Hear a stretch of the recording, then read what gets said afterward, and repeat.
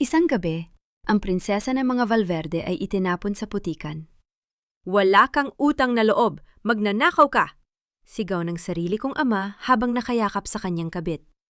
Mula sa marangyang mansyon, napadpad ako sa madilim na eskinita ng tundo. Nawala ang yaman, tinalikuran ng dugo at dinurog ang danggal. Ngunit sa bawat patak ng luha, may lason ng paghihigante. Sino nga ba ang totoong traidor? Handa ka na bang masaksihan ang muling pagbangon ng isang basong kristal na naging talim? Ang pagtutuos ay magsisimula na. Wala kang utang na loob! Isang hamak na magnanakaw ka lang pala sa sarili mong pamilya. Ang mga salitang iyon ay parang isang matalim na kidlat na gumuhit sa gitna ng marang yang dining room ng mga Valverde. Nanigas si Mercedes sa kanyang kinatatayuan. Sa kanyang mga kamay, hawak niya ang isang maliit na kahon na nakabalot sa mamahaling asul na pelus. Isang regalo na pinag-implicated niya ng 6 na buwan. Isang antigong relo na matagal nang hinahangad ng kanyang ama. Sa lamesa, mausok pa ang inihanda niyang kare-kare. Ang paboritong putahe ni Roberto, na siya mismo ang nagluto mula madaling araw, tiniis ang init ng kalan para lamang pasayahin ng ama sa kaarawan nito. Ngunit ang init ng pagmamahal na yon ay mabilis na nilamon ng malamig na titig ni Roberto. Sa tabi ng kanyang ama, nakatayo si Elena, ang kanyang madrasta, na kunwari ay umiiyak habang hawak ang ilang makakapal na folder. Papa, what are you talking about? Itong regalong ito para sa birthday niyo? Hindi natapos ni Mercedes ang kanyang sasabihin nang ihagis ni Roberto ang mga dokumento sa kanyang harapan. Kumalat ang mga papel sa sahig, gaya ng pagkabasag ng kanyang puso sa mga sandaling iyon. Don't call me Papa! Kitang-kita rito sa audit reports, Mercedes. Daan-daang milyong piso ang nawawala sa kumpanya at lahat ng pirma, sa'yo! How could you do this? Pinagkatiwalaan kita bilang CFO pero ito ang igaganti mo? Bulyaw ni Roberto. Ang boses nito ay puno ng put, walang bakas ng pagmamahal na pinagsaluhan nila sa loob ng 3 dekada. Dahan-dahang binitawan ni Mercedes ang hawak na regalo. Wala itong nalikhang ingay nang lumapag sa makapal na alpombra. Ngunit para sa kanya, ang bawat hibla ng kanyang pagkatao ay gumagawa ng isang nakabibinging hiyaw ng sakit. Nang labo ang kanyang paningin. Ang baon ng paboritong ulam ng ama ay biglang naging malansang amoy ng pagkabulok. Pakiramdam niya ay may mga libu-libong karayom na tumutusok sa kanyang lalamunan. Pinipigilan siyang huminga, pinipigilan siyang sumigaw ng katotohanan. Lumapit si Elena, ang mukha ay bakas ng kunwaring awa. Mercedes anak, bakit mo naman ginawa ito? We gave you everything. Kulang pa ba ang luho at posisyon na ibinigay namin sa'yo? You broke your father's heart. You know I didn't do this, Tita Elena. Mahina ngunit madiing sagot ni Mercedes. Ang kanyang mga kamay ay nanginginig, pilit na ikinukubli sa likod ng kanyang katawan. Papa, look at me! Tumingin kayo sa mga mata ko! Sa tingin niyo ba, kaya kong gawin yan sa inyo? Sa kumpanyang itinayo ni Lolo?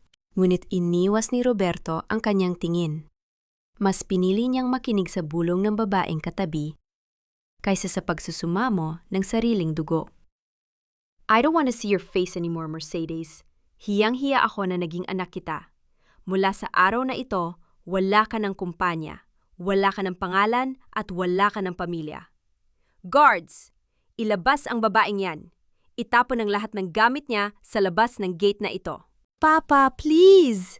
Huwag niyo namang gawin ito sa akin. Lumuhod si Mercedes. Ang kanyang mga tuhod ay humampas sa matigas na sahig. Ngunit tinalikuran na siya ni Roberto. Walang awang hinila ng mga security guard ang magkabilang braso ni Mercedes. Kinaladkad siya palabas ng mansyon na itinuring ang tahanan at kanlungan. Sa bawat baitang ng hagdan na nilalagpasan niya, parang binabakbak ang kanyang balat sa tindi ng kahihiyan. Pagdating sa dulo ng mahabang driveway, marahas siyang itinulak palabas ng malaking pintuang bakal. Ang langit na kanina lang ay maaliwalas tila nakiramay sa kanyang pighati.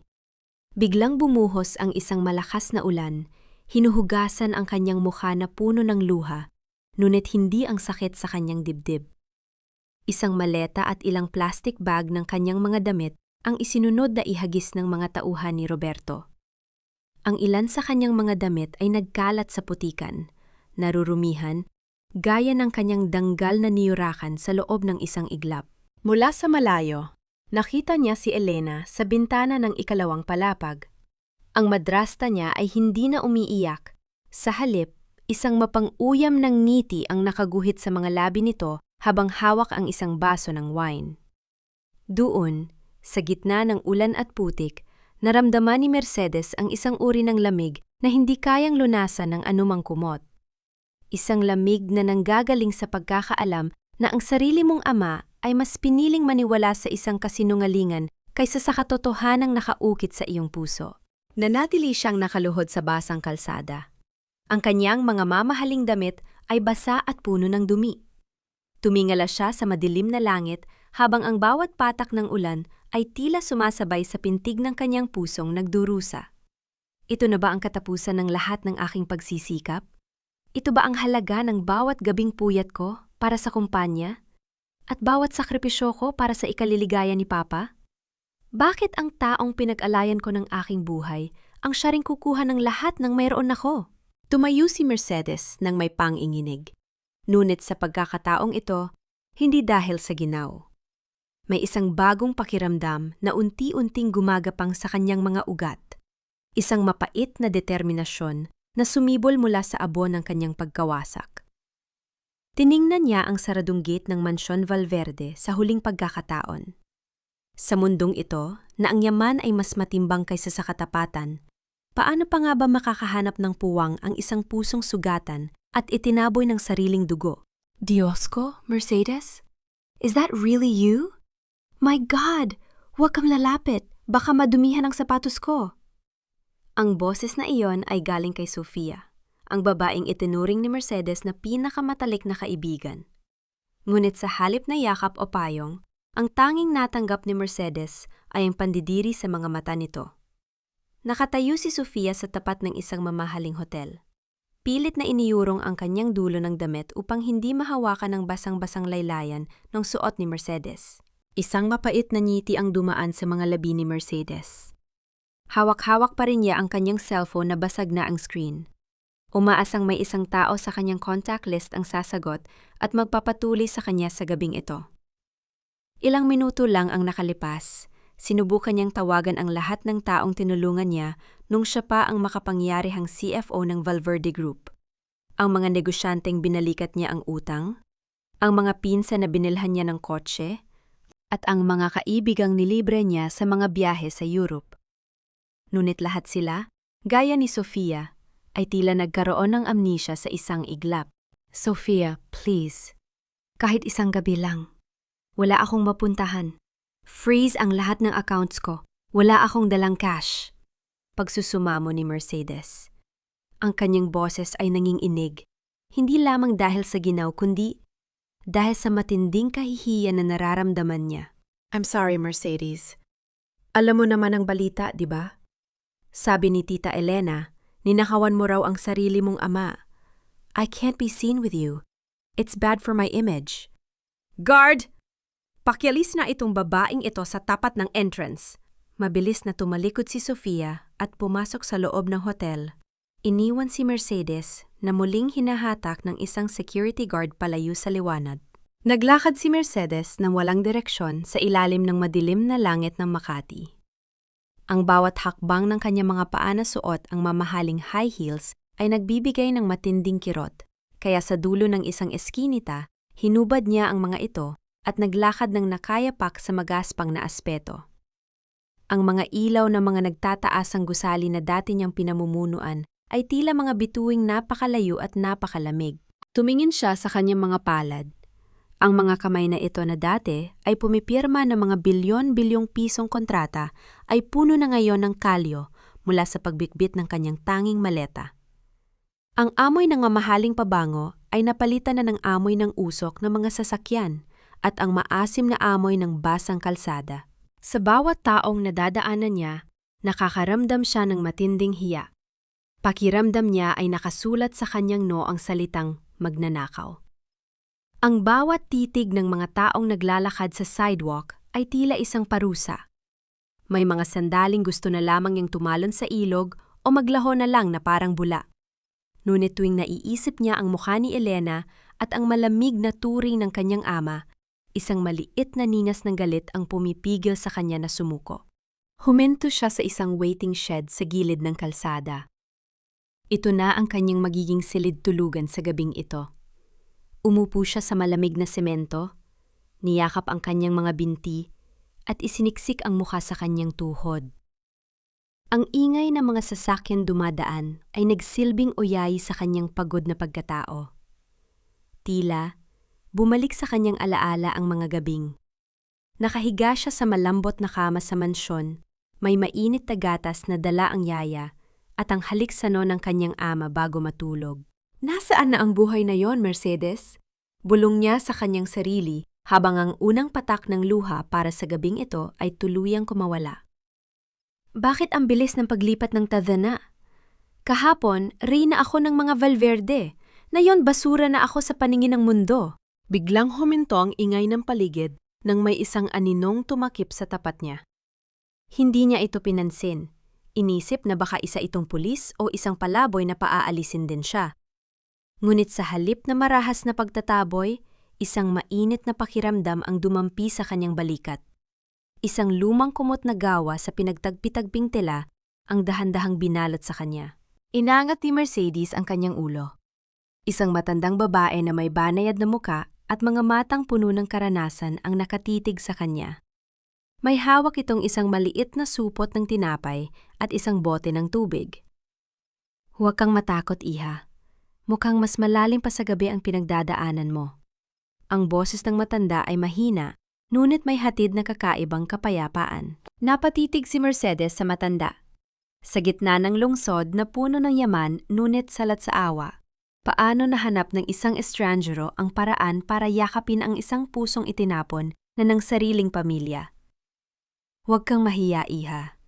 Ang dingding ng bahay ko ay gawa lang sa tagpi-tagping plywood, pero ang pintuan ko ay laging bukas para sa mga taong binaliwala ng mundo. Ang boses ni Aling Rosa ay tila isang mainit na haplos sa gitna ng malamig na madaling araw, habang ginagabayan niya si Mercedes sa loob ng masikip na eskinita ng tondo. Ang bawat hakbang ni Mercedes ay puno ng pag-aalinlangan. Ang hangin dito ay amoy basura, alat ng dagat at usok, isang timpla ng halimuyak na hinding-hindi niya naranasan sa loob ng air-conditioned na mansyon sa Forbes Park. Ang mga bahay ay dikit-dikit, tila nagbubulungan sa isa't isa, at ang mga kable ng kuryente sa itaas ay parang mga nakabuhol na sapot ng gagamba. Nang pumasok sila sa loob ng maliit na dampa ni Aling Rosa, napahinto si Mercedes. Ang buong bahay ay maaaring magkasya sa loob ng kanyang dating walk-in closet. May isang maliit na lamesang kahoy na may isang binti na nakapatong sa hollow block, isang lumang radyo, at isang banig na nakalubay sa sahig. Ngunit sa kabila ng kakulangan, may isang uri ng linis at kaayusan na nagpapakita ng danggal ng may-ari. Dito ka muna, Mercedes. Pasensya na at ito lang ang kaya kong ialok. Sabi ni Aling Rosa habang inilalapag ang isang platong may kanin at tuyo. Alam kong hindi ka sanay sa ganitong pagkain, pero ito ang magbibigay sa iyo ng lakas para harapin ang bukas. Tiningnan ni Mercedes ang pagkain. Ang tuyo ay tila isang banyagang bagay sa kanyang paningin. Ngunit ang gutom na nararamdaman niya ay mas matindi pa sa kanyang arte. Gamit ang kanyang mga kamay na dati ay tanging pilak na kubyertos lang ang hinahawakan. Dahan-dahan niyang hinimay ang isda. Ang bawat subo ay may kasamang alat at pait. Hindi dahil sa luto, kundi dahil sa katotohanang narito siya ngayon. Isang ampon ng lansangan. Bakit niyo po ako tinutulungan, Aling Rosa? Hindi niyo naman ako kilala? Tanong ni Mercedes. Ang kanyang boses ay bahagyang nanginginig. Mumiti ang matanda, isang ngiting puno ng pait at karanasan. Nakita ko ang sarili ko sa iyong mga mata, iha. Ang mga mata ng isang taong binakbakan ng lahat, pero tumatangging mamatay ang apoy sa loob. Alam ko ang pakiramdam ng ipagkanulo ng sariling dugo. Ang asawa ko, Ibinenta ang aming maliit na lupa para sa sugal bago siya lumayas.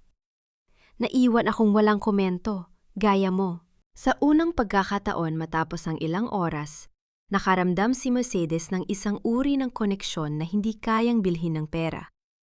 Ang utang na loob na nararamdaman niya para sa matandang ito ay mas mabigat pa sa anumang utang sa bangko na pinirmahan niya noon. Ngunit ang panandaliang kapayapaan ay nabasag ng buksa ni Aling Rosa ang isang maliit at lumang telebisyon sa sulok. Ang screen ay puno ng snow at ingay, ngunit ang muka sa balita ay malinaw na malinaw. Sa ating huling balita, formal nang nagsampa ng kasong qualified theft at falsification of public documents ang business tycoon na si Roberto Valverde laban sa kanyang sariling anak na si Mercedes Valverde. Ayon sa ulat, tinatayang aabot sa 500 milyong piso ang kinuha ng suspect bago ito nagtago. Naglabas na rin ng warrant of arrest ang korte at may pabuya na 1 milyong piso para sa sinumang makakapagturo sa kinaroroonan ng tinaguriang traidor na anak. Nanigas ang buong katawan ni Mercedes. Ang bawat salita ng reporter ay parang isang sampal na paulit-ulit na dumadapo sa kanyang muka. Tumingin siya kay Aling Rosa at nakita niya ang pagkagulat sa mga mata ng matanda.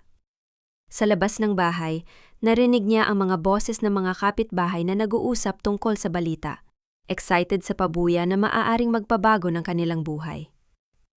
Mercedes? Mahinang tawag ni Aling Rosa. Ang kanyang kamay ay dahan-dahang lumalapit sa balikat ng dalaga. Dahan-dahang tumayo si Mercedes. Ang kanyang puso ay tila gustong kumawala sa kanyang dibdib sa tindi ng kaba. Ang kakarampot na kaligtasan na nahanap niya ay tila isang bula na biglang naglaho. Hindi na lang siya isang taong itinapon. Siya na ngayon ay isang hunted criminal sa paningin ng buong bansa. Paano ko lalabanan ng isang makapangyarihang higante kung ang buong mundo ay nakatingin sa akin bilang isang kaaway? At paano kung ang tanging taong tumulong sa akin ay mabulag din ng kinang ng salapi na nakapatong sa akin ulo? Huwag kang lilingon, Mercedes. Kung gusto mong mabuhay, manatili kang nakatingin sa kawalan. Ang malamig at baritonong boses na iyon ay nanggaling sa likuran ni Mercedes habang siya ay nakayuko sa isang madilim na sulok ng maliit na karinderya ni Aling Rosa. Halos tumigil ang pagtibok ng kanyang puso. Ang kanyang mga daliri, nakasalukuyang nakahawak sa isang basahang-basa at marumi mula sa paglilinis ng lamesa, ay nanigas. Hindi siya makagalaw. Ang bawat hibla ng kanyang buhok ay tila tumayo sa tindi ng kaba. Ilang sandali lang ang nakalipas. Iniisip niya kung paano siya makakalabas ng tondo nang hindi napapansin. Ang kanyang mukha, na dati ay simbolo ng karangyaan sa mga magazine, ay nakapaskil na ngayon sa bawat poste at nakabalandra sa bawat screen ng telebisyon bilang isang kriminal. Ang munting pag-asang nahanap niya kay Aling Rosa ay nabahira ng takot, hindi para sa sarili, kundi para sa matandang babaeng maaaring madamay sa kanyang gulo. Dahan-dahang lumingon si Mercedes. Sa harap niya ay nakatayo ang isang lalaking may matikas na tindig. Suot ang isang simpleng t-shirt at maong, ngunit ang kanyang mga mata ay may talim na hindi kayang itago ng simpleng pananamit. Hindi ito mukhang pulis, at lalong hindi ito mukhang tambay sa tondo. Sino ka? Are you here to claim the bounty? Tanong ni Mercedes. Pilit niyang pinatatag ang kanyang boses, kahit na ang kanyang tuhod ay tila gawa sa nanlalambot na gulaman. Kung pera ang kailangan mo, wala akong maibibigay sa'yo. My father took everything. Isang tipid na ngiti ang sumilay sa mga labi ng lalaki. Umupo siya sa lumang bangkito sa tapat ni Mercedes, hindi pinapansin ang alikabok at langaw na lumilipad sa paligid. 1 milyong piso ay malaking halaga, Mercedes. Maraming tao rito ang handang pumatay para sa perang yon. Pero hindi pera ang kailangan ko mula sa'yo. Then what? Bakit mo ko sinusudan? Inilapag ng lalaki ang kanyang mga kamay sa lamesa. I am Lucas, isang abogado. Pero bago ang lahat, ako ang taong pinagkakautangan ng loob ng iyong lolo. At ang utang na yon ay hindi nababayaran ng pera, kundi ng proteksyon para sa huling dugong natitira sa mga Valverde na may danggal. Napakunot ang noo ni Mercedes. Lucas? Ang pangalang yun ay tila pamilyar, parang isang malabong bulong mula sa kanyang pagkabata. Ngunit sa mundong ito na ang lahat ay may kapalit, paano niya malalaman kung ang kamay na nakaunat ay para sa pagtulong o para sa paghila sa kanya, pababa sa bangin? Hindi ako naniniwala sa mga bayani, Lucas. My own father threw me out like trash. Bakit ang isang estrangerong katulad mo ay mag-aaksaya ng panahon para sa isang wanted? Ani Mercedes. Ang kanyang mga mata ay nanunuri, naghahanap ng anumang senyales ng pagtataksil. Dahil ang hustisya ay hindi laging matatagpuan sa loob ng korte, Mercedes. Minsan, kailangan mo itong hukayin mula sa ilalim ng mga kasinungalingang ibinaon ng mga taong akala mo ay kakampi mo. Seryosong sagot ni Lucas. Your father is just a puppet. Ang kailangan nating mahanap ay ang taong humahawak sa mga kable. At alam ko kung nasaan ang unang piraso ng katotohanan. Naramdaman ni Mercedes ang mabilis na pagtibok ng kanyang dibdib. May kumunong init ang dumaloy sa kanyang pagkatao, isang uri ng pag-asa na matagal na niyang kinalimutan. Ngunit kasabay nito ay ang takot. Kung sasama siya kay Lucas, tuluyan na niyang tatalikuran ang tahimik na buhay sa tondo at papasok sa isang digmaang maaaring kumitil sa kanyang buhay. Paano ako makakasiguro na hindi mo ako ibibigay kay Elena? Bulong ni Mercedes. Hindi sumagot si Lucas sa pamamagitan ng salita. Sa halip, may kinuha siya mula sa kanyang bulsa at inilapag sa ibabaw ng lamesa. Isang lumang litrato na kupas na ang kulay. Sa litratong yon, makikita ang lolo ni Mercedes na may kaakbay na isang batang lalaki, ang batang si Lucas. Ngunit hindi ang litrato ang nagpatigil sa mundo ni Mercedes, kundi ang nakasulat sa likod nito gamit ang pamilyar na sulat kamay ng kanyang lolo. Para sa aking apo, sa oras na ang bilim ay bumalat sa iyong paligid, hanapin mo ang anino ng hustisya. Dito nakatago ang iyong kaligtasan. Saan mo ito nakuha? Tanong ni Mercedes. Ang kanyang mga mata ay nagsisimulang mangilid ng luha. Iniwan ito ng lolo mo sa akin bago siya mamatay. May alam siya, Mercedes. May alam siya tungkol sa mangyayari sa pamilya niyo na hindi mo pa nadidiskubre. Ani Lucas habang dahan-dahang tumatayo. The question is, are you ready to face the truth? Kahit na ang katotohanan yon ay mas masakit pa sa pagkakaitapon sa iyo sa lansangan? Sa labas ng karinderya, narinig nila ang tunog ng mga sasakyan ng pulis na papasok sa eskine. Ang mga asul at pulang ilaw ay nagsisimulang sumalamin sa mga basang bintana. Ang mga tao sa paligid ay nagsisimulang magkagulo. Tumingin si Lucas kay Mercedes. Ang kanyang kamay ay nakaunat. Magpasya ka na, Mercedes. Ang mga pulis o ako? Ang bilangguan o ang iyong kalayaan? Napatitig si Mercedes sa nakaunat na kamay ni Lucas. Sa likod nito, nakikita niya ang mukha ni Aling Rosa na puno ng pag-aalala. At sa kabilang dako ay ang malamig na rehas na naghihintay sa kanya. Sino nga ba ang mas nakakatakot? Ang kaaway na lantad ang kasamaan o ang tagapagligtas na may dalang mga lihim na maaaring sumunog sa huling alaala ng aking pamilya? Takbo, Mercedes! Huwag kang titingin sa likod! Ang utos ni Lucas ay parang isang hagupit na nagpatakbo sa nanghihinang katawan ni Mercedes. Halos hindi na niya maramdaman ang kanyang mga binti habang tinatahak nila ang maputik at madilim na eskinita ng tondo, palayo sa mga asul at pulang ilaw na kumukurap sa bungad ng karinderya. Ang bawat paghinga niya ay may kasamang hapdi sa dibdib, tila ba ang hangin ay naging mga bubog na sumusugat sa kanyang baga.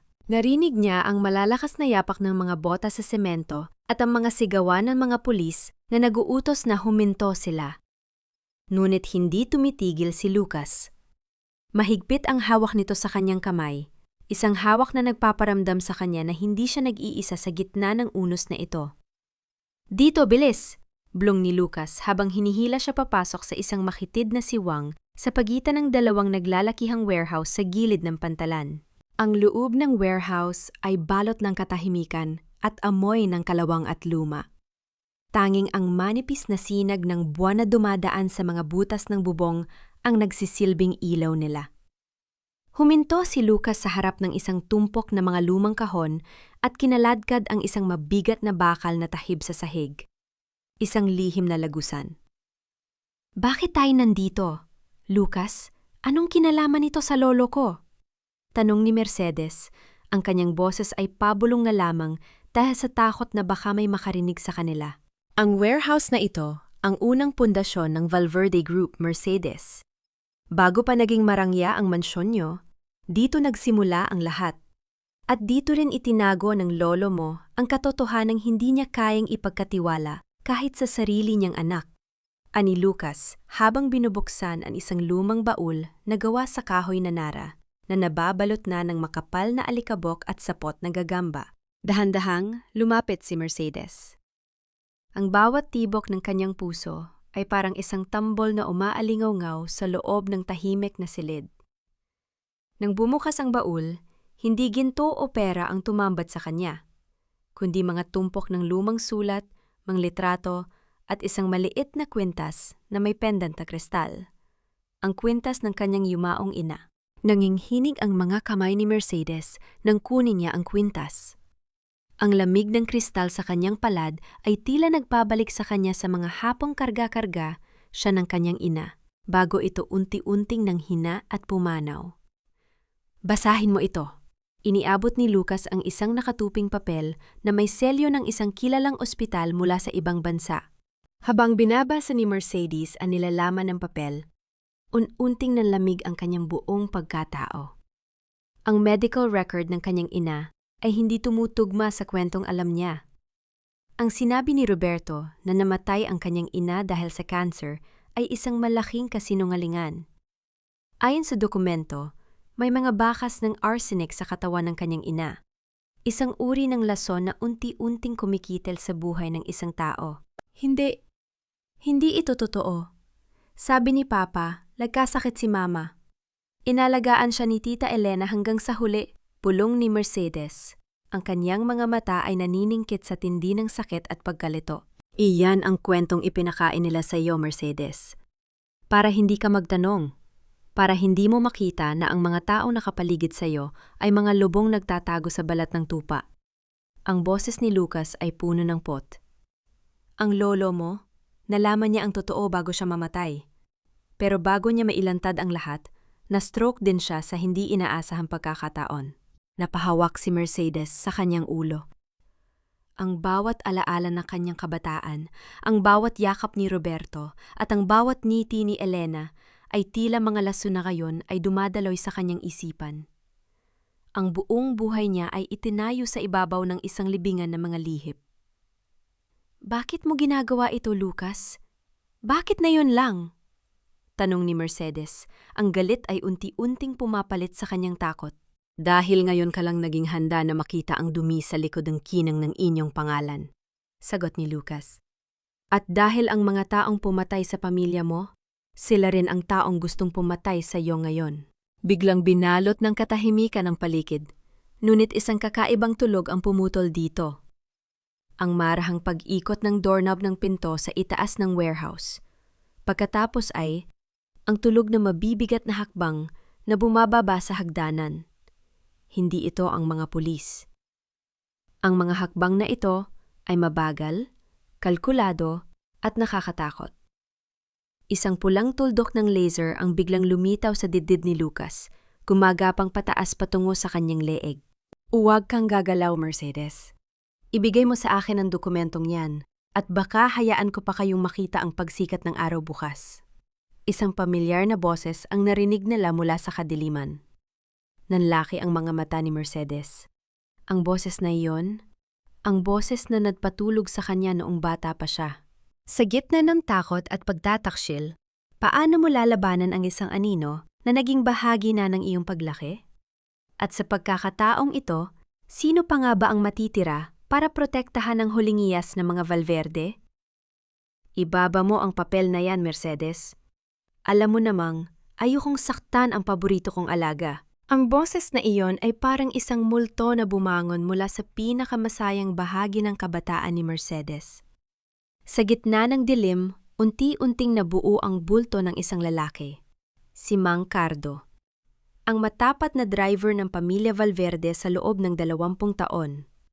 Ang lalaki nagturo sa kanya kung paano magbisikleta, ang nagtatanggol sa kanya kay Roberto kapag gabi na siyang umuuwi, at ang taong palaging may dalang paborito niyang kandi tuwing susunduin siya mula sa eskwela. Ngunit, ang kamay na dating nag-aabot ng candy ay hawak na ngayon ang isang baril na may nakamamatay na pulang ilaw. Ang laser ay nakatutok ng diretso sa puso ni Mercedes sa mismong tapat ng pendant na kristal ng kanyang ina. Mang Cardo? Bakit? Ang tanong ni Mercedes ay halos isang bulong na lamang.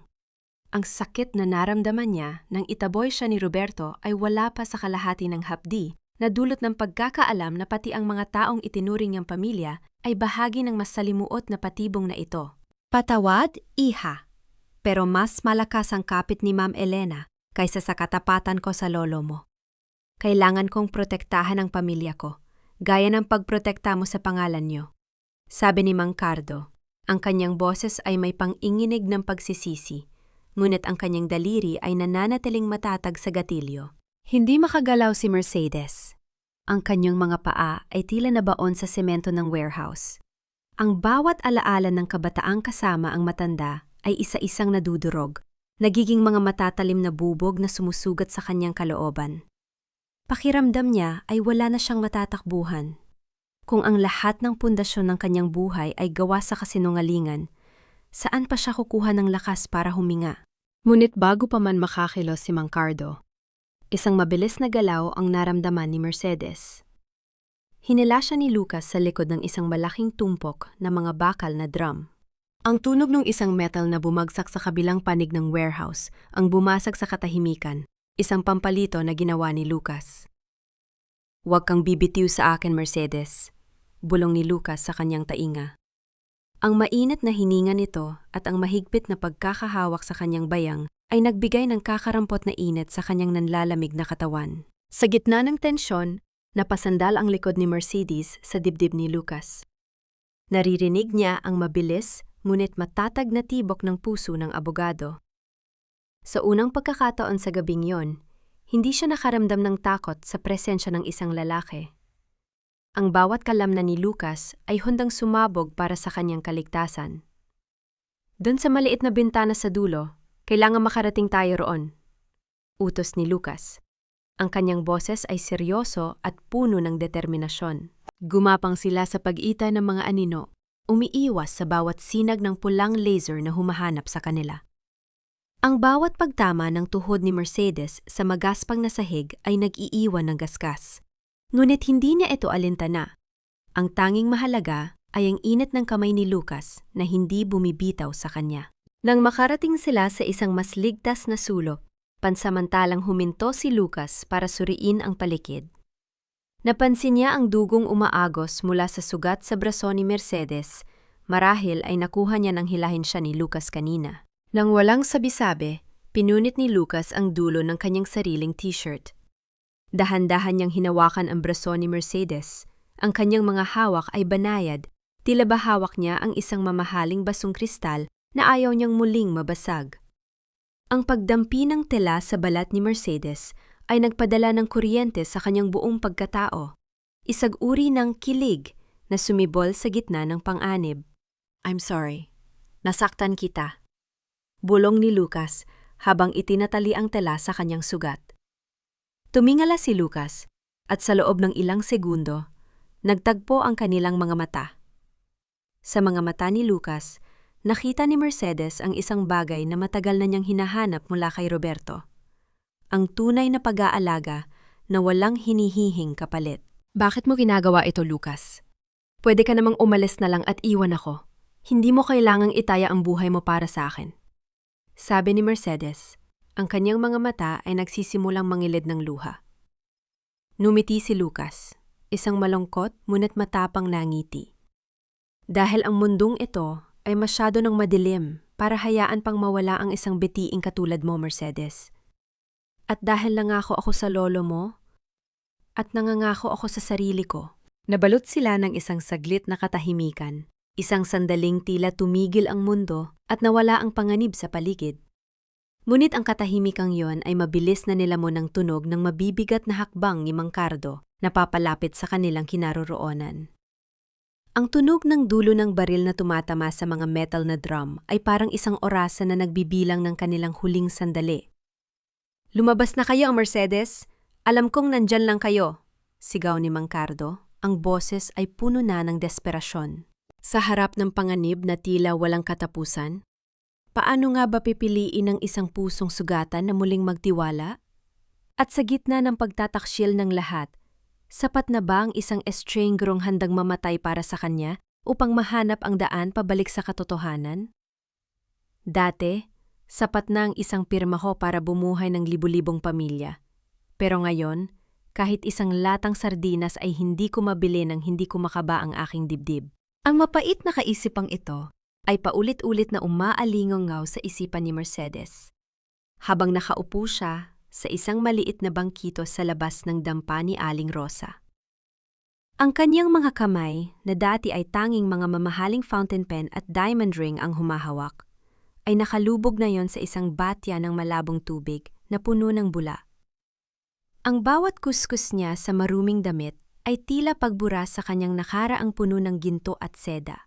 Ang hapdi ng sabon sa kanyang mga sugatang daliri ay hindi maikukumpara sa hapdi ng kanyang katotohanan. Si Mercedes Valverde, ang dating reyna ng Makati, ay isa na ngayong labandera sa madilim na eskinita ng Tondo. Ngunit sa gitna ng kanyang paghihirap, may isang bagay na unti-unting nagbabago sa loob niya. Ang bawat patak ng pawis na pumapatak sa kanyang no ay tila nagpapatibay sa kanyang kalooban. Pinagmamasdan niya ang mga tao sa paligid, mga inang nagkakasya sa isang pirasong tuyo para sa 5 anak, mga amang pagod na pagod mula sa pagkakarta sa pantalan, at mga batang naglalaro sa gitna ng kanal na may malalaking ngiti. "Mercedes, anak, tama na muna yan. Halika at uminom ka muna ng malamig na tubig," tawag ni Aling Rosa. Ang matanda ay tila naging anghel na nagbabantay sa kanya sa nakalipas na mga araw mula nang makatakas sila ni Lucas sa warehouse. "Ayos lang po ako, Aling Rosa. Gusto ko pong matapos ito para makatulong naman ako sa inyo," sagot ni Mercedes. Ang kanyang taglish na pananalita ay unti-unti nang nahahaluan ng gasgas na tono ng lansangan, isang senyales ng kanyang pakikibaka para mabuhay. Isang hapon, habang nagtitipon ang mga kababaihan sa komunidad para magreklamo tungkol sa kanilang mga utang sa isang Bombay at sa mataas na presyo ng mga bilihin sa maliit na kooperatiba, hindi na nakapagpigil si Mercedes. Ang utak niya, na sinanay sa pinakamataas na antas ng pananalapi, ay otomatikong gumana. "Wait, Aling Marites, kung pagsasamahin niyo ang puhunan niyo at direktang bibili sa bagsakan sa Divisoria, mas malaki ang matitipid niyo kaysa sa patingi-tingi," singit ni Mercedes. Lahat ay napatingin sa kanya. Ang mga matang puno ng pagdududa noong una ay unti-unting napalitan ng pagkamangha, habang ipinapaliwanag ni Mercedes ang isang simpleng sistema ng microfinancing at inventory management gamit lamang ang isang piraso ng uling at likod ng isang lumang kalendaryo. Sa loob ng ilang oras, ang dating CFO ay naging consultant ng Tondo. Si Lucas, na laging nakabantay sa malayo, ay dahan-dahang lumapit. Ang kanyang mga mata ay nagniningning sa paghanga habang pinapanood si Mercedes na nakikipagtawanan sa mga labandera. "Sabi ko na nga ba, kahit itapon ka sa putikan, ikaw pa rin ang iyas na magbibigay ng liwanag sa kanila." Bulong ni Lucas nang silang dalawa na lamang ang naiwan. "I'm learning, Lucas. Dati, numbers lang ang nakikita ko. Ngayon, nakikita ko na ang mga buhay sa likod ng bawat sentimo," sagot ni Mercedes, habang pinupunasan ang kanyang mga kamay sa isang basahan. Ngunit ang panandaliang saya ay nabasag ng isang nakabibing tunog ng mga sirena at ang paghinto ng 3 itim na SUV sa bukana ng eskinita. Bumukas ang mga pinto at lumabas ang mga lalaking nakauniporme ng kumpanya ng konstruksyon, kasama ang ilang maton na may hawak na mga bakal na tubo. Sa gitna nila, bumaba ang isang babaeng nakasuot ng puting bestida at nakasuot ng malaking shades. Tila isang reynang diring-diri na tumapak sa lupa ng mahihirap. Si Elena. "Look at this place. Amoy basura. Gaya ng taong naninirahan dito," pang-uuyam ni Elena habang itinataas ang kanyang panyo sa kanyang ilong. Nakita niya si Mercedes at isang mapanirang ngiti ang sumilay sa kanyang mga labi. Oh, Mercedes! Ang galing mo palang magpanggap na dumi. Bagay na bagay sa'yo ang maging reyna ng mga dukha. Anong ginagawa mo rito, Elena? Hindi mo na ako mapapalayas dahil wala ka sa loob ng mansyon mo. Matapang na hinarap siya ni Mercedes, habang ang mga tao sa tondo ay nagsisimulang magsama-sama sa likuran niya, hawak ang kanilang mga walis at sandok bilang panangga. I'm not here for you, darling.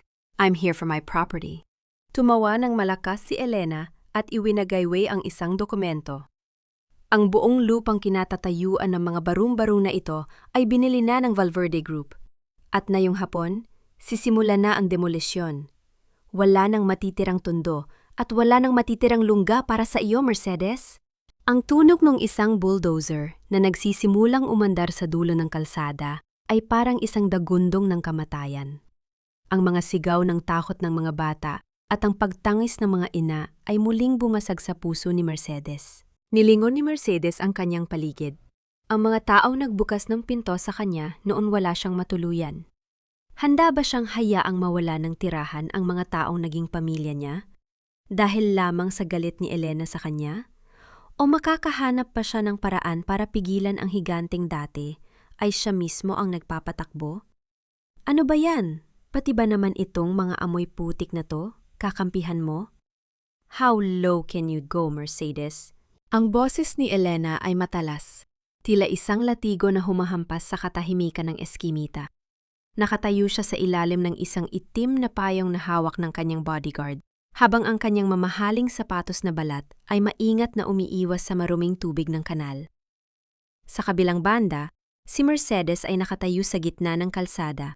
Ang kanyang mga paa ay baon sa malagkit na putik at ang kanyang muka ay may bakas ng uling mula sa pagluluto kaninang umaga. Sa likod ni Mercedes, ang mga tao sa tondo ay nagsisimulang magkapit-bisig. Si Aling Rosa, na may hawak na lumang rosaryo, ay nakatayo sa gilid ng dalaga. Ang kanyang katawan ay nanginginig, nuwit ang kanyang paningin ay matatag. Ang ingay ng makina ng bulldozer ay parang isang mabangis na hayop na naghihintay ng hudyat para manalanta. Ang bawat dagundong nito ay nagpapakaba sa mga pusong walang ibang sandata kundi ang kanilang paninindigan. Umalis na kayo rito, Elena. Hindi mo kailangang dumanang ang dugo para lang sa isang pirasong lupa. Sigaw ni Mercedes. Ang kanyang boses ay buo. Walang bakas ng takot na ipinapahita niya nung unang gabi sa mansyon. Ang lupang ito ay buhay ng mga taong ito. Hindi mo sila pwedeng itapon na parang mga basura. Tumawa si Elena, isang tawangpuna ng pang-uuyam na nagpapataas ng presyon ng lahat ng nakikinig. Buhay? Darling, look around you. This is not life. This is a disease, at ako ang gamot na maglilinis sa lugar na ito. Kung ayaw niyo pang umalis, huwag niyo akong sisihin kung magiging bahagi kayo ng tambak ng debris mamaya. Humarap si Elena sa operator ng bulldozer at itinaas ang kanyang kamay. Simula na yan! Gibain ang lahat ng nakahararang! Sa isang iglap, ang katahimikan ay napalitan ng kaguluhan. Ang bulldozer ay nagsimulang gumalaw pasulong. Ang malaking bakal na panghukay nito ay dahan-dahang itinaas. Ang mga tao ay nagsimulang sumigaw. Ang iba ay nagtatapon ng mga bato, habang ang mga mata ni Elena ay nagsimulang manulak para bigyang daan ang makina. Wag! Tama na! Sigaw ni Mercedes habang pilit niyang pinipigilan ang mga taong wag lumapit sa panganib. Ngunit sa gitna ng tulakan, isang matinding sigaw ang umalingaw-ngaw. Si Aling Rosa, sa pagnanais na protektahan si Mercedes mula sa isang mato na susuntok dito, ay nawalan ng balanse. Ang matanda ay marahas na naitulak patungo sa tumpok ng mga hollow blocks na gumuho dahil sa panginginig ng lupa mula sa bulldozer. Aling Rosa! Ang hiyaw ni Mercedes ay tila galing sa kaibuturan ng kanyang kaluluwa. Mabilis na tumakbo si Mercedes at lumuhod sa putikan sa tabi ng matanda. Ang puting buhok ni Aling Rosa ay nabahira na ng pulang likido na unti-unting kumakalat sa basang lupa. Ang matanda ay hirap na humihinga, ang kanyang mga mata ay unti-unti nang pumipikit habang pilit na hinahawakan ang kamay ni Mercedes. Ang iyas. Mercedes, wag mo hayaang Mapasag. Mahinang bulong ni Aling Rosa bago tuluyang mawala ng malay. Tumingala si Mercedes kay Elena. Ang madrasta niya ay nakatayo pa rin doon. Tila nanonood lamang ng isang nakakaaliw na dula. Walang bakas ng pagsisisi sa mukha nito, kundi isang masiding kasiyahan na nakikita ang paghihirap ng kanyang kaaway. See? I told mo, Mercedes, kapag dumidikit ka sa basura, nadudumihan ka talaga. Malamig na sabi ni Elena bago tumalikod at pumasok sa kanyang SUV. Guards, ituloy ang demolisyon. Wala akong pakialam kung may mamatay. Naiwan si Mercedes sa gitna ng ulan at putik. Yakap-yakap ang sugatang katawan ni Aling Rosa. Ang tunog ng mga pader na nagsisimulang gumuho sa paligid niya ay tila musika ng kamatayan. Sa mga sandaling yon, ang huling bahagi ng pagiging mabuting anak ni Mercedes ay tuluyan ng namatay. Ang tanging natitira ay isang babaeng wala nang kinatatakutan dahil wala na siyang natitirang mahal na hindi sinira ng pamilyang Valverde. Hanggang kailan kailangang magbayad ang mga inosente para sa kasalanan ng mga makapangyarihan? At sa pagpikit ng mga mata ni Aling Rosa, ito na ba ang huling mitsa na susunog sa pasensya ng reyna ng mga dukha? Walang pera, walang gamot. Ganyan ang batas sa ospital na ito, iha. Hindi pwedeng bukas na lang ang buhay ng pasyente. Ang boses ng nurse sa public hospital ay kasing lamig ng hanging nanggagaling sa luma at maingay na aircon sa lobby. Para kay Mercedes, ang bawat salitang yon ay parang isang sampal na nagpagising sa kanya sa malupit na realidad. Nakatayo siya sa harap ng triage. Ang kanyang mga kamay ay nababalutan pa ng natuyong dugo at putik mula sa kalsada ng tundo. Sa likuran niya, sa isang luma at umuuga na stretcher, ay nakahiga si Aling Rosa, ang babaeng nagbigay sa kanya ng tahanan nang itaboy siya ng sariling dugo at ngayon ay nag-aagaw buhay dahil sa kasakiman ng mga Valverde. Please, kailangan niya ng CT scan. Ako na ang bahala sa bayad. Gagawa ako ng paraan. Pagmamakaawa ni Mercedes. Ang kanyang boses ay paos, halos hindi na lumalabas sa kanyang lalamunan na tuyong-tuyo sa takot. Iha, lahat ng nandito ay gagawa ng paraan. Pero hanggat walang deposit, hindi namin maipapasok ang pasyente sa loob. Walang emosyong sagot ng nurse bago bumalik sa pagsusulat sa kanyang logbook. Napahawak si Mercedes sa kanyang dibdib. Dati, isang tawag lang niya ay nakahanda ang pinakamahal na suite sa pinakamalaking ospital sa bansa. Dati, ang pangalan niya ay sapat na para magkandara pa ang mga doktor. Pero ngayon, sa ilalim ng madilaw na ilaw ng pampublikong ospital, siya ay isa lamang wanted criminal na nagtatago sa ilalim ng maduming jacket. Mercedes, ako na ang bahala rito. Lumayo ka muna sa liwanag, baka may makakilala sa iyo. Bulong ni Lucas na kakarating lang matapos ayusin ang sasakyang ginamit nila. Inabutan niya si Mercedes ng isang boteng tubig at dahan-dahang hinawakan ang kanyang balikat. Lucas, hindi siya pwedeng mamatay. Hindi siya pwedeng mamatay dahil sa akin. Hikpi ni Mercedes. Ang kanyang mga luha ay gumagawa ng malinis na guhit sa kanyang mukhang puno ng dumi. Sa gitna ng kaguluhan ng emergency room, isang matandang babae na nakauniporme ng head nurse ang dahan-dahang lumapit sa kanila. Ang kanyang mga mata ay naniningkit habang nakatitig sa mukha ni Mercedes. Yung mga mata na yan, hindi ako pwedeng magkamali. Kamukhang-kamukha mo si Ma'am Corazon. Nanigas si Mercedes. Nakilala niyo po ang nanay ko? Ako si Esther. Ako ang head nurse na nag-alaga sa mami mo bago siya kinuha ni Roberto mula sa ospital na ito para pagalingin sa bahay niyo. Ang boses ni Esther ay puno ng bigat. Matagal ko nang gustong hanapin ka, iha.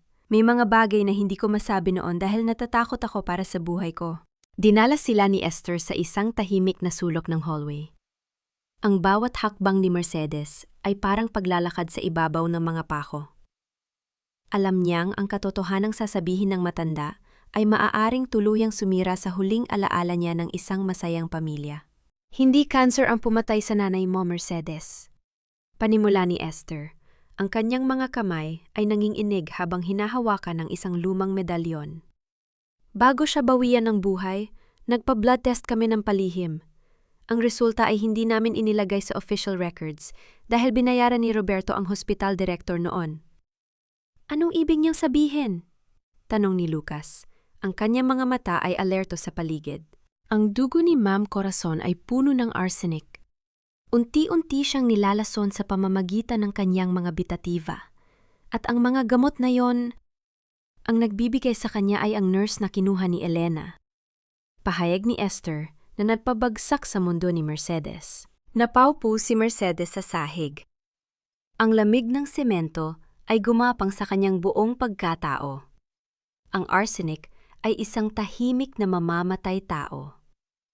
Naalala niya kung paano laging tinitiyak ni Elena na mainom ng kanyang ina ang special vitamins nito gabi-gabi. Naalala niya ang mga ngiti ni Elena habang hinahaplos ang buhok ng nanghihinang ina. Pero ang mas masakit, iha. Pagpapatuloy ni Esther, ang boses ay halos pabulong na lamang. May nakita akong pirma sa mga reseta ng gamot na ipinalit sa totoong bitamina. Isang pirma na hinding-hindi ko malilimutan dahil yon ang nagbayad ng katahimikan ng lahat sa ospital na ito. May kinuha si Esther na isang kupas na piraso ng papel mula sa kanyang bulsa at iniyabot ito kay Mercedes. Ito ay isang requisition slip para sa mga gamot na naglalaman ng lason. Nang makita ni Mercedes ang pirma sa ibaba ng papel, tila tumigil ang pag-ikot ng mundo. Hindi yon pirma ni Elena. Hindi rin yon pirma ng nurse. Ang pirma sa ilalim ng kautusan na unti-unting pumatay sa kanyang ina ay ang pirma ng kanyang sariling ama, si Roberto Valverde. Hindi ito totoo, sigaw ni Mercedes. Ang papel ay nalaglag mula sa kanyang nanginginig na mga daliri. Minahal ni Papa si Mama. Hindi niya magagawa ito. Minsan, ang pag-ibig ay natatalo ng takot at kasakiman, Mercedes. Malungkot na sabi ni Esther. Pinirmahan niya yan dahil hawak siya ni Elena sa leeg. May alam si Elena na pwedeng magpabagsak kay Roberto noon at ang kapalit ng kanyang kaligtasan ay ang buhay ng iyong ina. Sa sandaling yon, ang huling hibla ng pagmamahal ni Mercedes para sa kanyang ama ay tuluyang naging abo.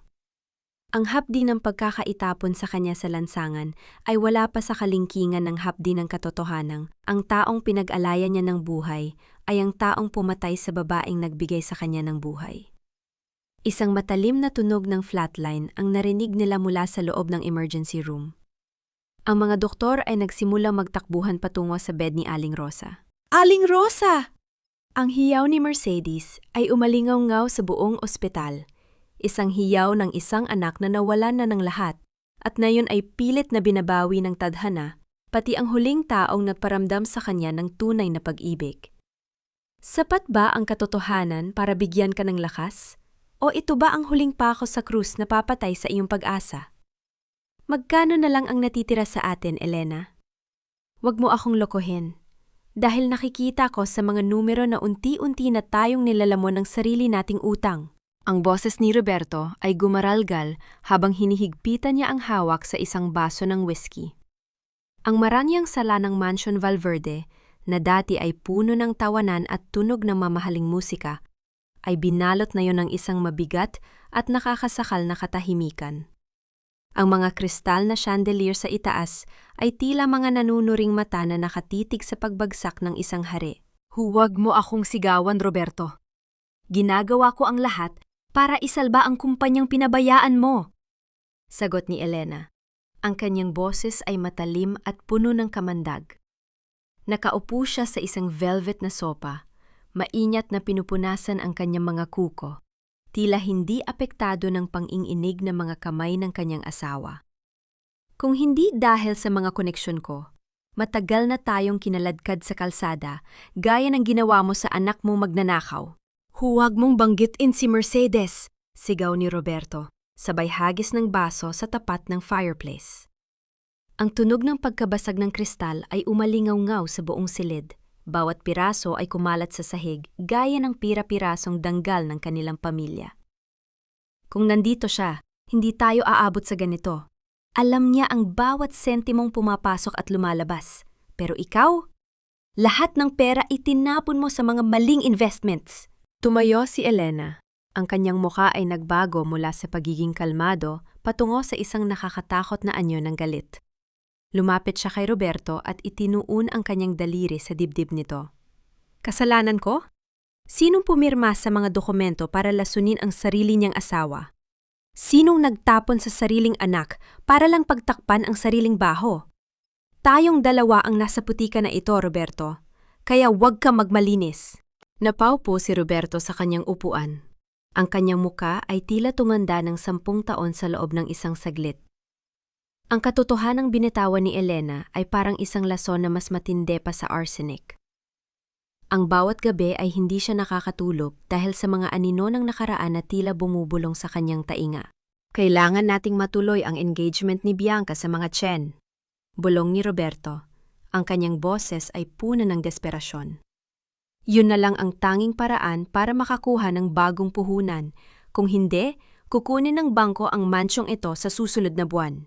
Matutuloy yon, siguradong sagot ni Elena habang inaayos ang kanyang buhok sa harap ng malaking salamin.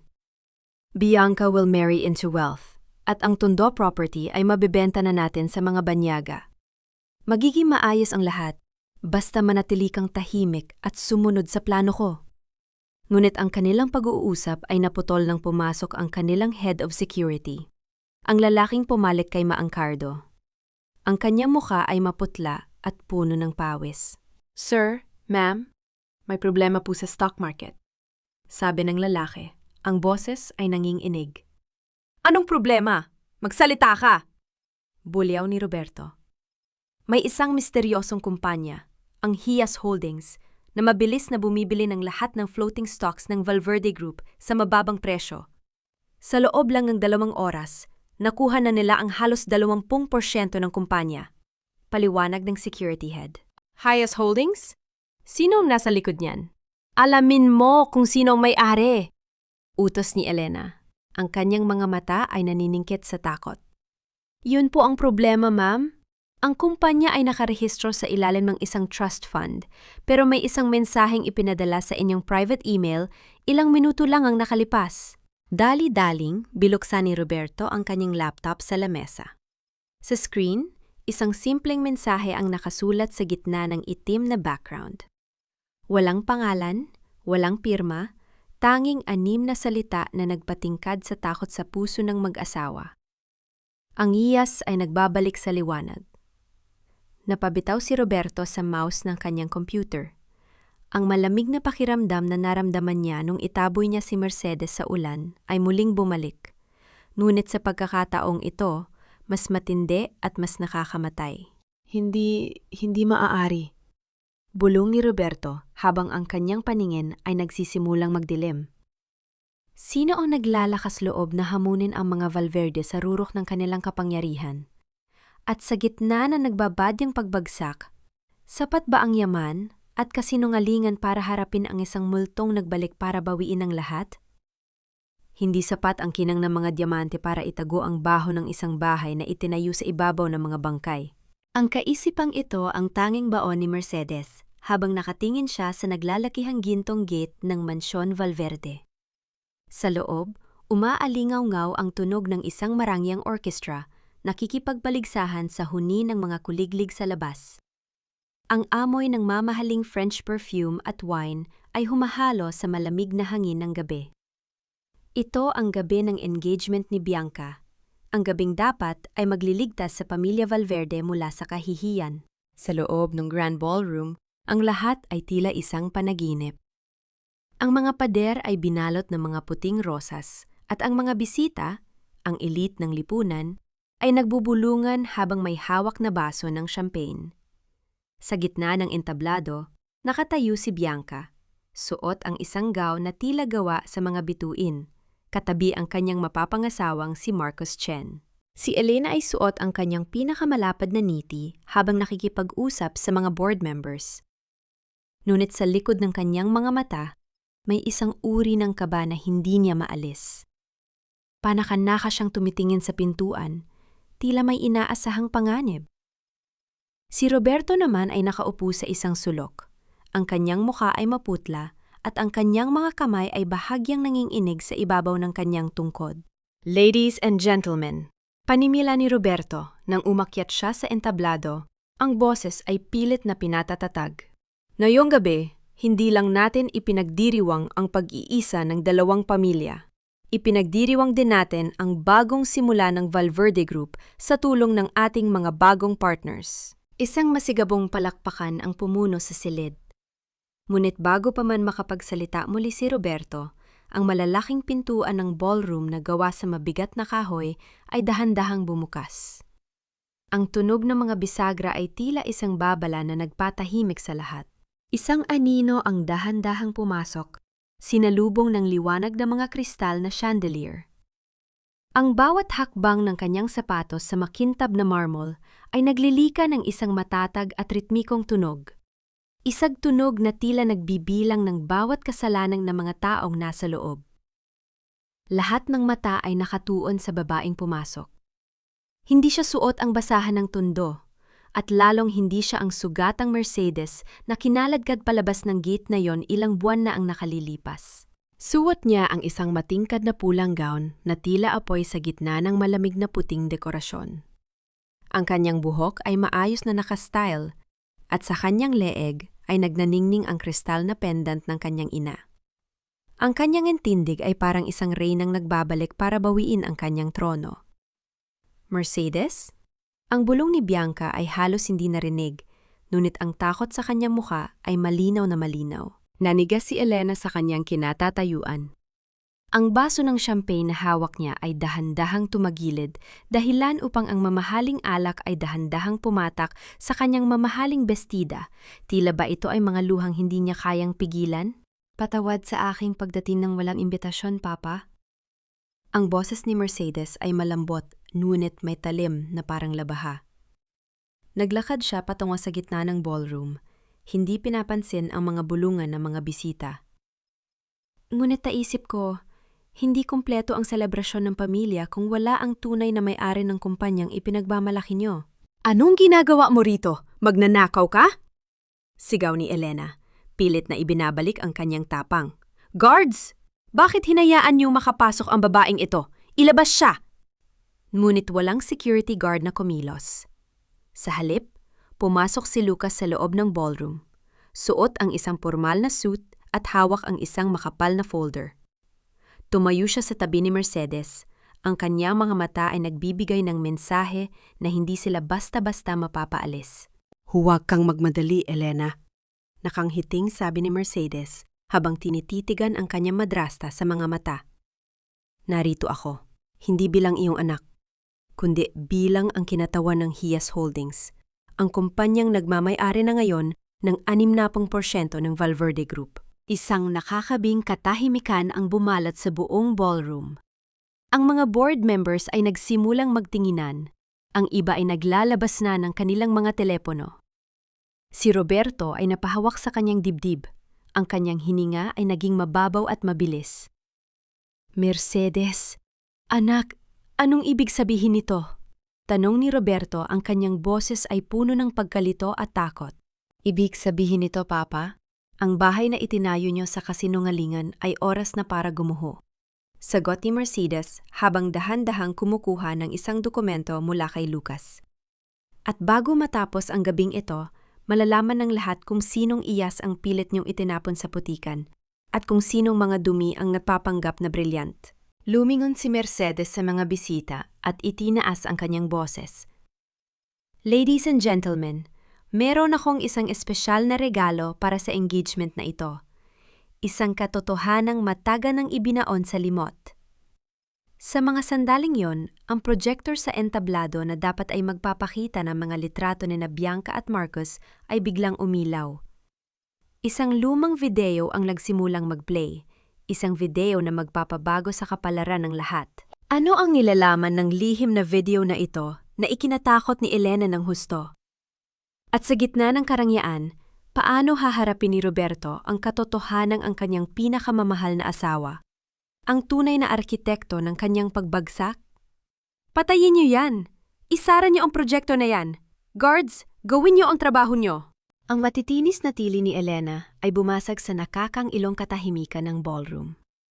Ang kanyang mukha, na dati ay laging perpekto at puno ng kolorete, ay nabahira na ngayon ng matinding takot at panginginig. Ngunit walang gumalaw. Ang mga technician ay nakayuko, at ang mga guards ay nanatiling estatwa sa ilalim ng utos ni Lucas. Lahat ng mata, kabilang ang mga pinakamakapangyarihang tao sa bansa, ay nakapako sa malaking screen sa gitna ng entablado. Sa screen, isang malabong video mula sa isang luma at nakatagong camera ang nagsimulang mag-play. Ang boses na narinig mula sa mga speaker ay malinaw. Tila ba nanggagaling sa kabilang buhay? Sigurado ka ba rito, Elena? Kapag nalaman ni Roberto na pinalitan natin ang kanyang gamot, pareho tayong mabubulok sa kulungan. Ang boses ng isang lalaki, ang dating doktor ng pamilya, ay nangangatog. Huwag kang matakot. Si Roberto mismo ang pumirma sa mga reseta, hindi ba? Akala niya ay para sa ikabubuti ng asawa niya ang lahat ng ito. He's too stupid and too in love with the idea of power to notice. Sagot ng boses ni Elena sa video. Ang kanyang tono ay puno ng lamig at walang bahid ng awa. Kapag nawala na si Corazon, akin na ang lahat. Akin na ang mansyon, ang kumpanya at ang lalaking tanga na yan. Isang sama-samang hininga ng gulat ang narinig mula sa mga bisita. Ang mga bulungan ay naging isang malakas na ugong ng paghatol. Lumingon si Mercedes sa kanyang ama. Si Roberto ay nakatayo sa tabi ng entablado. Ang kanyang muka ay kasing puti ng mga rosas na nakapaligid sa kanya. Ang kanyang mga kamay ay nakakapit sa gilid ng lamesa nang ganoon na lamang kahigpit. Tila ba ito na lamang ang tanging bagay na pumipigil sa kanya na gumuho? Roberto, darling, listen to me. Manipulated lang ang video na yan. It's AI. Sinisiraan lang ako ng anak mo. Mabilis na lumapit si Elena kay Roberto, pilit na hinahawakan ng braso nito. You know me. Hindi ko magagawa yan. I loved Corazon like a sister. Dahan-dahang inalis ni Roberto ang kamay ni Elena. Ang kanyang mga mata ay naniningkit, puno ng isang uri ng put na mas masahol pa sa kamatayan. You made me kill my own wife? Ang mga pirma na yun, akala ko ay para sa paggaling niya. Ginawa ko ito para sa atin, Roberto. You wanted her gone too, di ba? Sabi mo pagod ka na sa pag-aalaga sa kanya. Hiyaw ni Elena. Ang kanyang pagiging sopistikada ay tuluyan ng naglaho, pinalitan ng isang desperadong anyo ng isang hayop na nasusuko sa sulok. Hindi ko sinabing patayin siya, sigaw ni Roberto. Ang kanyang boses ay pumutok sa gitna ng ballroom. And Mercedes, ang sarili kong anak, itinapon ko dahil sa mga kasinungalingan mo?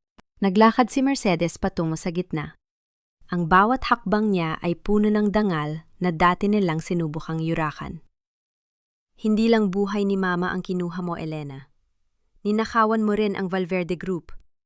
Lucas, ang mga dokumento. Inabot ni Lucas ang isang makapal na sobre kay Mercedes. Dahan-dahang binuksan ito ni Mercedes sa harap ng lahat. Ito ang huling habilin ng lolo ko. Isang di inaasahang sobre na itinago niya sa akin dahil alam niyang sa sandaling mamatay siya, kukunin mo ang lahat, ani Mercedes. Ayon dito, ang lahat ng stocks na ibinigay mo sa sarili mo at kay Bianca ay batay sa isang wad na pirma. Lolo never gave you anything, Elena.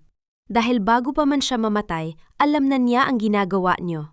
No, that's impossible. Sinunog ko na ang lahat ng records, sigaw ni Bianca. Ang kanyang boses ay puno ng pagkakamali. Biglang nanahimik ang lahat nang mapagtanto ng dalaga ang kanyang naamin. Isang mapait na tawa ang kumawala sa mga labi ni Mercedes. Salamat sa pag-amin, Bianca.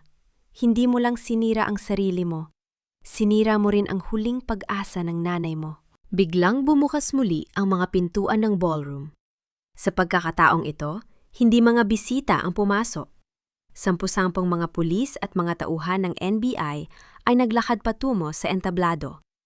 Ang tunog ng mga posas na inihahanda ay nagbigay ng huling hatol sa gabing iyon.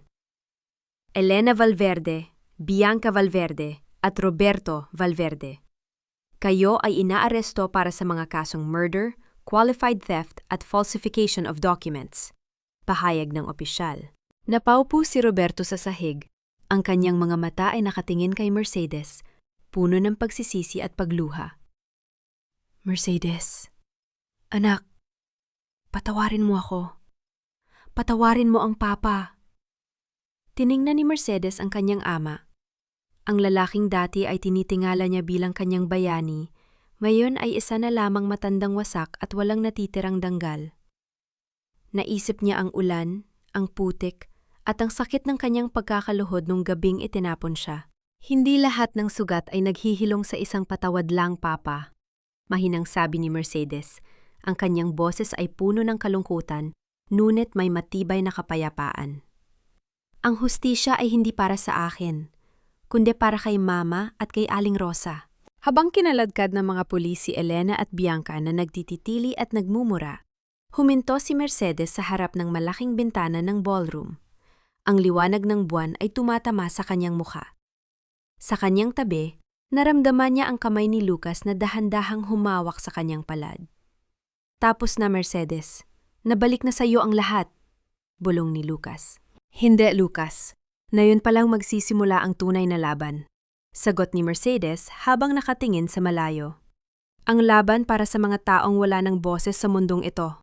Ngunit sa gitna ng tagumpay, isang tanong ang nananatiling nakasabit sa hangin.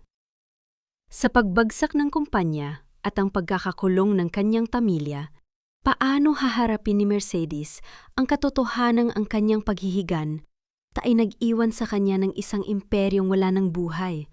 At meron pa bang puwang para sa pag-ibig sa isang pusong binuo mula sa abo ng paghihigan? Hindi ko akalain na ang huling pagtatagpo natin ay magaganap sa pagitan ng mga rehas na ito, kung saan ang tanging maririnig ay ang mabibigat na buntong hininga ng mga taong nawala ng laya. Ang malamig na semento ng silid-dalaw sa loob ng tiitan ay tila humihigop sa lahat ng natitirang init ng pag-asa. Nakaupo si Mercedes sa tapat ng isang makapal na salamin, ang kanyang anyo ay kasingkinang ng isang hiya sa gitna ng madilim na kuweba. Sa kabilang ampanig, nakaupo si Roberto. Ang lalaking dati ay tinitingala bilang isang higante ng industriya ay isa na lamang matandang wasak ang pagkatao, suot ang kupas na kulay kahel na uniforme. Ang kanyang mga kamay ay nanginginig habang pilit na inaabot ang telepono para marinig ang boses ng kanyang anak. Mercedes, anak, salamat at pinarito ka. Ang boses ni Roberto ay paos, tila may mga bikig ng pagsisisi na nakabara sa kanyang lalamunan. Hindi ko alam kung paano ako hihingi ng tawad sa'yo. Hindi ko alam kung saan ako magsisimula. Tumingin si Mercedes sa kanyang ama. Sa mga mata nito, nakikita niya ang anino ng lalaking binuhat siya noong bata pa siya. Ang lalaking nagturo sa kanya kung paano maging matatag. Ngunit nakikita rin niya ang lalaking pumirma sa hatol ng kamatayan ng kanyang ina at ang lalaking tumalikod sa kanya sa gitna ng ulan. Hindi ako pumarito para makinig sa mga paliwanag, Papa. Mahinahong sabi ni Mercedes. Ang bawat salita niya ay tila patak ng tubig na tumatama sa tuyong lupa. Pumarito ako para ibalik ang huling bagay na nag-uugnay sa atin. Inilabas ni Mercedes mula sa kanyang bag ang isang maliit na asul na kahon. Ang regalong relo na tinangkang ibigay ni Mercedes nung gabing itinapon siya. Ang salamin nito ay may lamat pa rin mula sa pagkakaapak ni Roberto, isang mansa ng nakaraang hindi na mabubura. Ito ang regalong pinaghirapan ko para sa inyo. Itinago ko ito kahit nung natutulog ako sa kalsada, kahit nung wala akong makain, sabi ni Mercedes. Ang kanyang mga mata ay nananatiling tuyo, ngunit puno ng bigat. Dahil ang relong ito, ang simbolo ng bawat segundo ng buhay ko na inilaan ko para mahalin at pagsilbihan kayo. Pero ngayon, oras na para bawiin ko ang bawat segundong yon para sa sarili ko. Anak, patawarin mo ako. Please. I was a fool. Elena manipulated me. But I should have known better, hikbi ni Roberto. Ang kanyang mga luha ay mabilis na dumadaloy sa kanyang mga kulubot na pisngi. Gusto kong bumawi, Mercedes. Kahit anong gusto mo, gagawin ko. Gusto ko ang kapayapaan, Papa. At ang kapayapaang yon ay hindi ko matatagpuan kung mananatili akong nakakadena sa galit ko sa inyo. Sagot ni Mercedes habang dahan-dahang tumatayo. Pinapatawad na kita, Papa. Hindi dahil karapat-dapat ka, kundi dahil karapat-dapat ang puso ko na lumaya mula sa inyo. Mercedes! Huwag kang aalis, anak! Sigaw ni Roberto. Ang kanyang kamay ay humampas sa salamin, naglilika ng isang mapurol na tunog na tila hiyaw ng isang taong nalulunod. Ngunit hindi na lumingon si Mercedes. Naglakad siya palabas ng piitan, hindi pinapansin ang bawat kalansing ng mga susi ng gwardiya. Paglabas niya sa gate ng bilangguan, sinalubong siya ng isang mainit na sikat ng araw. Doon, sa tapat ng isang lumang punong nara, nakasandal si Lucas sa kanyang sasakyan. "Are you okay?" tanong ni Lucas. Ang kanyang mga mata ay puno ng pag-aalala at pagmamahal. Ngayon lang ako naging ganito kaayos, Lucas. Sagot ni Mercedes habang humihinga ng malalim, nilalasap ang hangin na walang halong amoy ng luma at basang semento. Ang huling luha ng anak ay natuyo na. Ngayon, ang mga mata ko ay para na lamang sa hinaharap. Sumakay sila sa sasakyan at dahan-dahang iniwan ang madilim na pader ng kulungan. Ngunit habang bumabagtas sila sa daan patungo sa tondo, nakatanggap si Lucas ng isang tawag. "Ano iyon?" tanong ni Mercedes nang mapansin ang pagbabago sa mukha ni Lucas. "Si Elena," sabi ni Lucas. Ang boses ay puno ng kaba. Tumakas siya habang inililipat siya sa correctional facility. At ang huling balita? Papunta siya sa foundation mo, Mercedes. Hawak niya si Aling Rosa. Ang sasakyan ay biglang humarurot, kasabay ng mabilis na pagtibok ng puso ni Mercedes. Ang digmaan na akala niya ay tapos na, ay tila may huling mitsa pang susulog sa lahat ng kanyang binuo. Lahat tayo ay mawawala sa mundong ito, Mercedes. Pero sisiguraduhin ko na, isasama kita sa impyernong itinira mo para sa akin. Ang matinis at basag na boses ni Elena ay umalingaw-ngaw sa loob ng bulwagan ng Hias Foundation. Wala na ang marangyang anyo ng madrasta. Ang kanyang buhok ay gulo-gulo, ang kanyang damit ay marumi, at ang kanyang mga mata ay puno ng kabaliwan. Hawak niya ang isang matalim na piraso ng basong kristal na nakatutok sa leeg ni Aling Rosa. Ang matanda ay nanginginig. Ang kanyang mga mata ay puno ng luha ngunit nananatiling tahimik, tila tinatanggap na ang kanyang kapalaran. Huminto si Mercedes sa pintuan. Ang kanyang hininga ay gumaralgal. Sa likuran niya, nararamdaman niya ang babala ni Lucas na huwag lumapit. Ngunit ang bawat hibla ng kanyang pagkatao ay nakatuon lamang sa kaligtasan ng babaeng itinuring niyang tunay na ina. Ang amoy ng antiseptic sa foundation ay humahalo sa malansang amoy ng pawis at takot na nanggagaling kay Elena. Elena, bitawan mo siya. Wala siyang kasalanan sa atin. Ang galit mo ay para sa akin, di ba? Heto na ako. Ako na lang ang kunin mo. Ang boses ni Mercedes ay mahinahon, ngunit may bigat ng isang bundok. Dahan-dahan siyang naglakad pasulong. Ang kanyang mga kamay ay nakaangat bilang senyales ng pagsuko. Wala siyang kasalanan? Siya ang dahilan kung bakit ka naging matapang? Siya ang nagturo sa iyo na lumaban, tawa ni Elena. Isang tawang walang bahid ng saya, kundi puno ng desperasyon. Ninakaw mo ang lahat sa akin, Mercedes. Ang mansyon, ang posisyon ko, ang ano ko na ngayon ay nasisiraan na ng bait sa loob ng selda. Wala na akong natitira. Hindi ko ninakaw ang mga yon, Elena. Ipinatalo mo ang lahat ng piliin mong pumatay para sa pera. Sagot ni Mercedes. Ang kanyang mga mata ay nakatitig ng diretso sa mga mata ng madrasta. Look at yourself. Handa ka bang pumatay muli para sa isang buhay na wala na? Kahit patayin mo kami ni Aling Rosa, hindi na babalik ang Valverde Group. Hindi na babalik ang respeto ng mga tao sa iyo. Nanginig ang kamay ni Elena. Ang talim ng kristal ay bahagyang bumaon sa balat ni Aling Rosa, nag-iiwan ng manipis na guhit ng pula. Sa sandaling iyon, naramdaman ni Mercedes ang paghinto ng mundo. Ang bawat tibok ng kanyang puso ay tila isang babala. Elena, look at me. Muling pagsusumamo ni Mercedes. Alam ko may natitira pang tao sa loob mo. Ang taong minsan ay minahal din ni Papa. Huwag mong hayaan na ang huling gagawin mo sa mundong ito ay ang pumatay ng isang inosenteng matanda. Tapusin na natin ito. Isuko mo na ang galit mo. Sa gitna ng tensyon, si Aling Rosa ay dahan-dahang humawak sa kamay ni Elena. Sa halip na lumaban, hinaplos ng matanda ang nanginginig na braso ng madrasta. Iha! Ang put ay isang mabigat na pasanin. Bitawan mo na ito para makahinga ka. Ang mga salitang iyon na binigas ng may tunay na awa ay tila isang malakas na hampas sa konsensya ni Elena. Ang kanyang mga mata ay biglang lumuha at ang kanyang balikat ay bumagsak. Ang piraso ng kristal ay dahan-dahang nalaglag mula sa kanyang mga kamay at lumika ng isang matunog na pagkabasag sa sahig. Mabilis na tumakbo si Mercedes at niyakap si Aling Rosa, habang si Elena ay napaluhod sa sahig, humihikbi ng malakas gaya ng isang batang nawawala sa dilim. Pumasok ang mga otoridad at dahan-dahang inalalayan si Elena palabas. Sa pagkakataong ito, wala nang sigaw, wala nang mura. Tanging ang tunog ng pagtangis ng isang babaeng na-realize na ang kanyang sariling kasakiman ang tunay na pumatay sa kanya. Ang araw ay sumisikat ng may kakaibang ganda sa itaas ng bagong gusali ng Hias Foundation sa gitna ng tondo. Ang mga pader ay kulay asul at puti, puno ng mga guhit ng mga bata at mga bulaklak.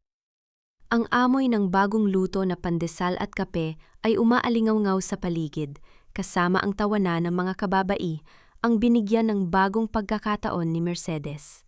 Nakatayo si Mercedes sa balkonahe, pinagmamasdan ng buhay, na unti-unting bumabalik sa komunidad na nagligtas sa kanya. Suot niya ang isang simpleng puting bestida, at ang kanyang mukha ay may bakas ng kapayapa ang matagal na niyang hinahanap. Ang lalim ng iniisip natin isang pamilyar na boses ang narinig niya mula sa likuran.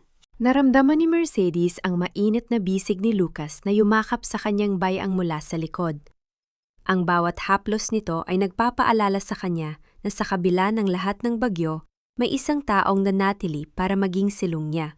Iniisip ko lang kung gaano kalayo na ang narating natin, Lucas. Bulong ni Mercedes habang isinasandal ang kanyang ulo sa balikat ng lalaki. Dati, akala ko ang tagumpay ay nasa taas ng mga gusali ng Makati. Ngayon alam ko na ang tunay na yaman ay nasa mga niting nakikita ko rito sa baba. You did it, Mercedes. Pinago mo ang putik at ginawa mo mga hiyas. Ani Lucas, sabay halik sa kanyang no. At ang pinakamagandang hiyas sa lahat ay ikaw, dahil natutunan mo magpatawad at magsimulang muli. Sa malayo, nakita nila si Aling Rosa na nagtuturo sa mga bata. Ang kanyang mukha ay puno ng sigla at ligaya. Ang bawat galaw ng komunidad ay tila isang himig ng pag-asa na bumubura sa bawat pait ng nakaraan. Nakahinga ng malalim si Mercedes. Ang kanyang puso ay puno ng pasasalamat. Ang hiyas na itinapon sa gilid ng lansangan ay hindi lamang nakabangon. Ito ay naging isang maningning na liwanag na gagabay sa iba pang mga nawawala. Ngunit sa gitna ng katahimikang ito, handa na nga ba si Mercedes na tuluyang talikuran ang pangalang Valverde at yakapin ang isang bagong bukas kasama ang lalaking nagturo sa kanya kung paano muling magmahal? Ang dapit hapon ay hindi hudyat ng pagtatapos, kundi isang pangako na ang araw ay muling sisikat ng may mas matinding liwanag. Nakatayo si Mercedes sa dalampasigan ng isang payapang resort na bahagi na ngayon ng kanyang mga proyektong pangkabuhayan para sa mga kababaihan. Ang langit ay binalot ng mga kulay ube at ginto na tila isang dambuhalang canvas na ipininta ng tadhana. Ang bawat hampas ng alon sa pampang ay naglilika ng isang bana at ritmikong tunog, tila isang oyayi na nagpapatulog sa mga alaala ng bagyong kanyang pinagdaanan. Isang taon na ang nakalipas mula nang gumuho ang imperyo ng kasinungalingan ng mga Valverde. Ang mansyong dati ay naging kulungan ng kanyang kaligayahan ay ibinenta na niya at ang halaga nito ay ipinahahagi sa mga nasalanta ng demolition sa tondo. Si Roberto ay nananatili sa loob ng piitan. Bagaman malayo, tinanggap ni Mercedes ang balitang unti-unti na itong nagbabago at naghahanap ng kapatawaran sa Diyos. Ang galit na dati ay tila isang nakakalasong usok sa kanyang dibdib ay tuluyan ang pinalitan ng isang malalim na pag-unawa. Naramdaman ni Mercedes ang marahang pagkiskis ng mga paa sa buhanginan sa kanyang likuran. Hindi na niya kailangang lumingon para malaman kung sino ito. Ang amoy ng dagat at ang pamilyar na bango ng sandalwood ay sapat na para pakalmahin ang kanyang puso. Masyadong malalim ang iniisip ng ating asawa. Bulong ni Lucas habang dahan-dahang ipinuputong ang isang manipis na shawl sa mga balikat ni Mercedes. Ikinulong niya ang dalaga sa kanyang mga bisig, isang yakap na nagbibigay ng seguridad na hindi kayang ibigay ng anumang pader ng korporasyon. Iniisip ko lang si Mama Lucas, tugon ni Mercedes, habang itinatabi ang ilang hibla ng buhok na hinahangin. Siguro, Kung nakikita niya ako ngayon, hindi na siya malulungkot. Wala na ang takot, wala na ang lason. Ang tanging natitira ay ang pag-ibig na itinanim niya sa akin. And look at you now, Mercedes, ani Lucas. Ang boses ay puno ng paghanga. Hindi ka lang basta nakabangon. Naging kanlungan ka ng mga taong nawawala na ng pag-asa. You are no longer just a Valverde. You are the hiyas of the people. Humarap si Mercedes kay Lucas at hinawakan ang mukha nito. Ang mga daliri niya, na dati ay sugatan mula sa paglalabas sa tondo, ay makinis na muli, ngunit may taglay na lakas na hindi kayang tapatan ng ginto. Salamat, Lucas, sa hindi mo pag-iwan sa akin nung ako ay wala pa sa paningin ng mundo. Sa pagtuturo sa akin na ang tunay na kayamanan ay hindi nasa bangko, kundi nasa kapayapaan ng puso. Isang matamis at matagal na halik ang pinagsaluhan nila sa ilalim ng unang bitiing sumilip sa langit. Isang halik na selyo ng kanilang bagong simula, isang pagsasama na itinayo sa katotohanan, respeto at wagas na pag-ibig. Sa di kalayuan, naririnig ang tawanan ng mga bata at ang awitin ng mga mangin, isdang pauwi na sa kanilang mga pamilya. Ang komunidad ng Hiyas Foundation ay muling nabuhay, at kasabay nito ay ang tuluyang paghilom ng lahat ng sugat ng nakaraan. Ang kwento ni Mercedes Valverde ay isang paalala na kahit gaano man tayo itapon sa putikan ng buhay, ang ating tunay na halaga ay hindi doon nagtatapos. Ang bawat pagsubok ay isa lamang proses ng pagpapakinis sa atin upang maging isang hiyas na hinding-hindi kailanman muling mababasag. Sa wakas, ang hiyas na itinapon sa gilid ng lansangan ay nakahanap na ng kanyang tunay na tahanan, sa piling ng mga taong nagmamahal sa kanya at sa katahimikan ng isang pusong malaya.